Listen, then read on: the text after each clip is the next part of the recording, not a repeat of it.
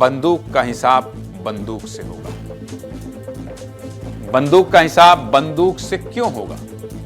क्योंकि जवानों में इतना जोश है कि नक्सलियों को आज ही खत्म कर देंगे। छत्तीसगढ़ सरकार ने नक्सलियों को करारा जवाब दिया है। जवानों के ताबड़तोड़ एक्शन से नक्सली डर गए हैं। निर्दोष लोगों की जान लेने वाले आज अपनी जान की भीख मांग रहे हैं। बस्तर की फिजाओं में आतंक घोलने वाले नक्सली बार बार शांति वार्ता की अपील कर रहे हैं। नक्सलियों के लेटर पर छत्तीसगढ़ सरकार ने कड़ी चेतावनी दी। चलिए आपको बता देता हूं।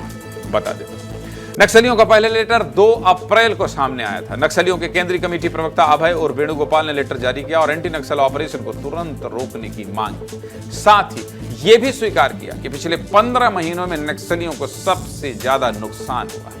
नक्सलियों का दूसरा लेटर 9 अप्रैल में 2 लेटर आ गए सामने आया, जिसमें दोबारा नक्सलियों ने शांति वार्ता की अपील की और गृह मंत्री विजय शर्मा को जी लिखकर संबोधित किया है। इससे पहले किसी मंत्री को नक्सलियों ने इतना सम्मान नहीं दिया। साथ ही नक्सलियों ने पुलिस वालों से किसी भी तरह की दुश्मनी ना होने की बात भी कही। नक्सलियों के प्रस्ताव के बाद छत्तीसगढ़ के गृह मंत्री विजय शर्मा ने सरकार का पक्ष रखा। गृह मंत्री विजय शर्मा ने नक्सलियों को 2 टूक जवाब देते हुए कहा, बंदूक का जवाब चर्चा से नहीं, बंदूक का जवाब बंदूक से ही होता है। साथ ही गृह मंत्री ने एक बात और साफ कर दी कि सरकार नक्सलियों से बातचीत के लिए ना ही कोई समिति बनाएगी और ना ही किसी को प्रतिनिधि बनाएगी। क्या कह रहे हैं डिप्टी सीएम विजय शर्मा, सुनिए। ये बंदूक छोड़ें, क्योंकि फिर आप बंदूक का जवाब चर्चा से नहीं होता है, फिर बंदूक से ही होता है। और अब समिति कोई सरकार नहीं बनाएगी, सरकार किसी को प्रतिनिधि नियुक्त नहीं करेगी। सदन में भी मुझसे विपक्ष ने पूछा था तो वहां भी मैंने स्पष्टता की थी कि इसमें हम कोई समिति नहीं बनाएंगे, हम किसी को नहीं भेजेंगे। चर्चा करना है, सरकार तैयार है, आप जरूर भेजें, हम बात करने के लिए तैयार हैं और अच्छी रिहेबिलिटेशन पॉलिसी के साथ तैयार। बस्तर के गांव तक विकास के मार्ग प्रशस्त हों, इस पर सरकार प्रतिबद्ध है। दृढ़ता के साथ इस काम को किया ही जाएगा।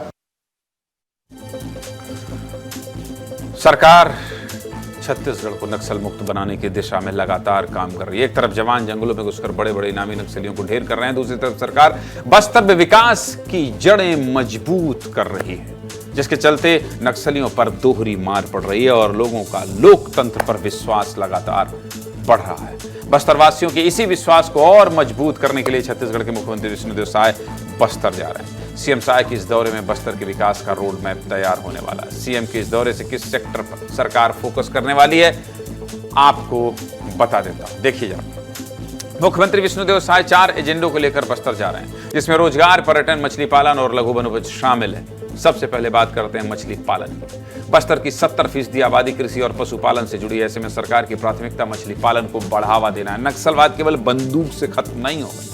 केवल आपको लगता होगा कि नक्सली मार डालो, गोली चलाओ, मार दो, इनको मार दो, सब अपने ही लोग तो हैं। इसलिए सरकार को लगता है कि नहीं भाई, जो वहां के गांव के लोग हैं, जो पीस रहे हैं, जो मध्यस्थता करते हैं, क्या करें, उन्हें डर है, उनको भरोसा देना होगा। इसलिए सरकार का दूसरा फोकस लघु वनोपज पर है। बस्तर में उद्योग की बड़ी संभावनाएं हैं। ऐसे में सरकार लघु वनोपज आधारित उद्योग को बढ़ावा देना चाहती है, जैसे कि हरा सोना कहे जाने वाले तेंदुपत्ता का संग्रह। गृह मंत्री अमित शाह बोल कर गए। तेंदुपत्ता संग्रह को सरकार ने अपने कंट्रोल में लिया, जिससे आदिवासियों को बढ़िया दाम मिल रहा है और बीज की दलाली खत्म हो गई। तेंदुपत्ता का पैसा सीधे बैंक खाते में भेजा जा रहा है, जिससे नक्सलियों की वसूली बंद हो गई है। सरकार तीसरा फोकस पर्यटन पर कर रही है। बस्तर के अंदरूनी इलाकों में कई बेहतरीन पर्यटन स्थल हैं, जिसमें झरने, पहाड़ और मंदिर शामिल हैं। आने वाले समय में नक्सलवाद को खत्म करके नए पर्यटक स्थल की खोज करके सुनहरे बस्तर की तस्वीर पेश की जाएगी। सरकार का चौथा फोकस रोजगार है। नौकरी मिलनी चाहिए ना भाई। बस्तर के युवाओं को सही दिशा दिखाकर रोजगार दिया जाएगा, जिससे युवाओं के सपने साकार होंगे और युवाओं को हथियार की जगह नौकरी मिलेगी। इसके लिए छत्तीसगढ़ सरकार कौशल विकास के जरिए युवाओं को ट्रेनिंग भी देने वाली है। सीएम विष्णुदेव साय इस दौरे से नक्सलवाद के खात्मे के बाद की प्लानिंग कर रहे हैं, ताकि दोबारा बस्तर में नक्सलवाद पैदा ना हो और यहाँ के लोग हर तरह से विकसित होकर मुख्य धारा से जुड़े। नक्सलियों की शांति अपील को लेकर मुख्यमंत्री ने कुछ कहा है। क्या कहा है, सुनिए। तो शुरू से लोगों के लिए रास्ता खोल के रखें। शुरू से बार बार आह्वान कर रहे हैं कि आप लोग गोलीबारी की भाषा छोड़ दीजिए और विकास के मुख्यधारा से जुड़िए। आप लोगों के साथ सरकार न्याय करेगी, आप लोगों को अच्छा पुनर्वास देगी, आप लोगों का स्किलिंग करा के रोजगार से जोड़ने का काम करेंगे।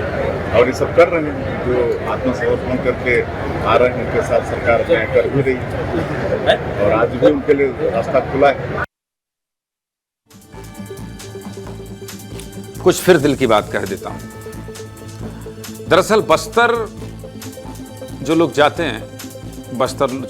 हैं वो जानते हैं, वो इस बात को समझते हैं कि बस्तर में भरोसा कायम करना बहुत जरूरी है, बहुत जरूरी है। बस्तर में खनिज के रूप में इतनी संपदा है कि आप यकीन नहीं कर सकते। पूरे छत्तीसगढ़ को विकसित करने के लिए अकेला बस्तर आर्थिक रूप से सरकार को मजबूत कर सकता है।